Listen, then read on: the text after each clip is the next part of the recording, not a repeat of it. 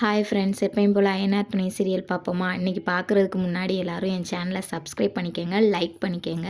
சோழன் காரில் உட்காந்துருக்காரு, ஒரு மாதிரி டயர்டாக இருக்குது. அந்த டயர்ட்னஸில் அப்படியே ஃபோனை பார்க்குறாரு. ஃபோனை பார்த்தோன்னே நிலா சார் நிலாவுக்கு கிஃப்ட்டு கொடுத்துருப்பார்ல, வாட்சை, அதை ஸ்டேட்டஸில் வச்சுருப்பாரு. ஸ்டேட்டஸில் வச்சதை சோழன் பார்த்துட்டு செம்மையாக கோவமாகறாரு. கார்லேருந்து கீழே இறங்கி காரில் கையை அப்படியே நச்சு நச்சு நச்சுன்னு குத்திக்கிறாரு. குத்துனோடனே அவன் யார் என் பொண்டாட்டிக்கு கிஃப்ட் கொடுக்க அப்படின்னு சொல்லி செம்ம டென்ஷன் ஆகுறாருங்க. அதுக்கப்புறம் பார்த்தீங்கன்னா பாண்டி கடையை காட்டுறாங்க. காட்டினோடனே பாண்டி ஒரு கார்லேருந்து இறங்கி வராரு. என்னென்ன கார்லேருந்து வரேன்னு சொல்லி வேலை பார்க்குற தம்பி கேட்குறாப்புல. இல்லைடா, நான் பெங்களூர் போகணும்னு சொல்லியிருந்தேன்ல, அதுக்காண்டி தாண்டா கிளம்பிக்கிட்டு இருக்கேன் அப்படின்னு சொல்கிறாரு. என்ன நான் பஸ்ஸில் போவேன்னு நினச்சேன், என்னென்ன நீ காரில் போறியா? ஆமாடா, பஸ்ஸில் போனால் ஜாமாவை எடுத்து ஏற்றி வர முடியாது, கார்லனா டிக்கியில் போட்டு நான் பாட்டுக்கு வந்துடுவேன் அப்படின்னு சொல்கிறாரு. சொன்னோன்னே வானதி வராங்க. வானதி, என்ன எங்கே போகிற?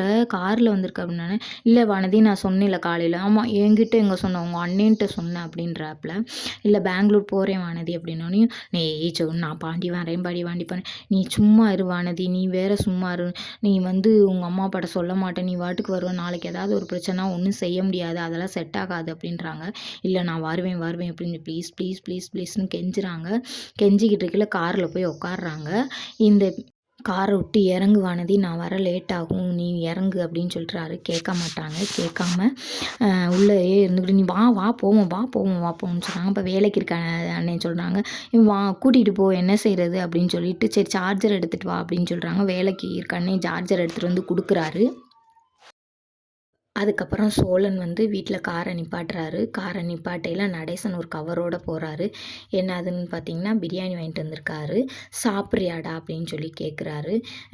இல்லையே, நீ சாப்பாடு கொடுக்குற நல்ல மனுஷெல்லாம் கிடையாதே அப்படின்னு சொல்லி சோழன் சொல்கிறாரு. நீ சாப்பிடலன்னா போடா, வேணாம்னா போடா அப்படின்னு சொல்லிட்டு சொல்கிறாரு. சரி, அப்புறமா 2 பேரும் உட்காந்துடுறாங்க. உட்காந்துக்கிட்டு இருக்கையில் என்ன நடக்குதுன்னு பார்த்தீங்கன்னா, சோழனோட ஓனர் ஃபோன் பண்ணுறாங்க. ஓனர் ஃபோன் பண்ணி, சோழா இன்னொரு ட்ரிப்பு வந்திருக்கு சோழா, அவங்க உன்னையத்தான் கூப்பிட்றாங்க, நீ இல்லைன்னா வேறு யாரும் வேணான்னு சொல்கிறாங்க சோழா, நீயே போயிட்டு வா சோழா, ஒரு மணி நேரம் ரெஸ்ட் எடுத்துக்க அப்படின்னு.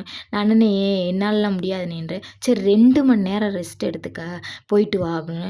என்னண்ணே வேணான்னா சாகுறதா, என்னால் முடியலண்ணே, எனக்கு உடம்புக்கு முடியலண்ணே, என்னால் போக முடியாது, எனக்கு கண்ணெல்லாம் எரியுதுண்ணே அப்படின்னு சொல்கிறாங்க. கெஞ்சி பார்க்குறாரு ஓனரு.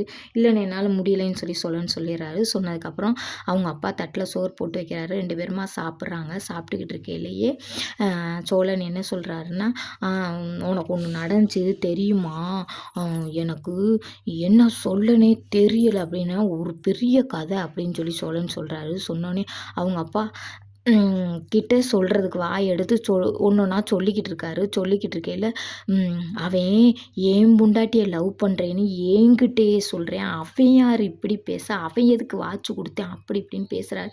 பேசி முடித்துட்டு அவங்க அப்பாவை திரும்பி பார்த்தா அவங்க அப்பா எஸ்கேப் ஆகி ஓடிட்டாரு. அவங்க அப்பா ஓடினோடனே, சரி பிரியாணி ஆறுது, இதையாவது திம்போம் அப்படின்னு சொல்லி பிரியாணியை சாப்பிட்றாரு சோழன். சாப்பிட்டுக்கிட்டு இருக்கையில் அப்படியே அங்கிட்டு பெங்களூரை காட்டுறாங்க. பெங்களூரில் பாண்டி ஒரு ஜாமாவாக வாங்கி டிக்கிக்குள்ளே வச்சுக்கிட்டு இருக்காரு. டிக்கிக்குள்ளே வச்சுக்கிட்டு உள்ள கார்க்குள்ளே போகிறாரு. கார்க்குள்ளே போடையில் வானதி கேட்குறாங்க, ஏன்னா பாண்டி நம்ம கிளம்புவோமா அப்படின்றாங்க. கிளம்புவோமாவா அப்படின்னு சொல்லி பாண்டி சொல்கிறாங்க. சொல்லையில், இங்கே போரு பாண்டி, இப்போயே மணி 5:30, நம்ம வீட்டுக்கு போக ஒரு 7 மணியாவது ஆகும் அப்படின்னு சொல்லி வானதி சொல்கிறாங்க. என்னைய பற்றி உனக்கு அக்கறையே இல்லை, உனக்கு என்னைய மேலே என்ன அக்கறை இருக்கு அப்படின்றாங்க.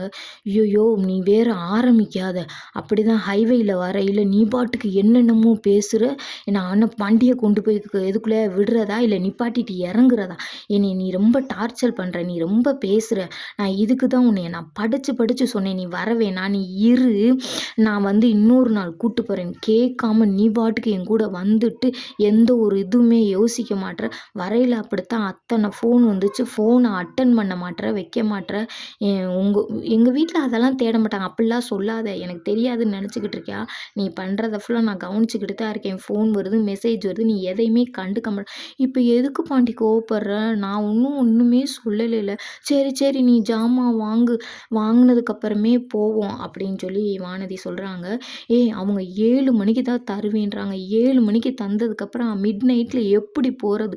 உனக்கு ஒண்ணுன்னா நான் என்ன பண்ண முடியும்? உங்க வீட்ல ரொம்ப சண்டை போட்டாங்கன்னா என்ன பண்ண? இத்தன நாள் நீ தான் வந்தியா? நான் பார்த்துக்கிறேன். அதெல்லாம் என்ன பண்ணணுமோ நான் பார்த்துக்கிறேன். நீ விடு.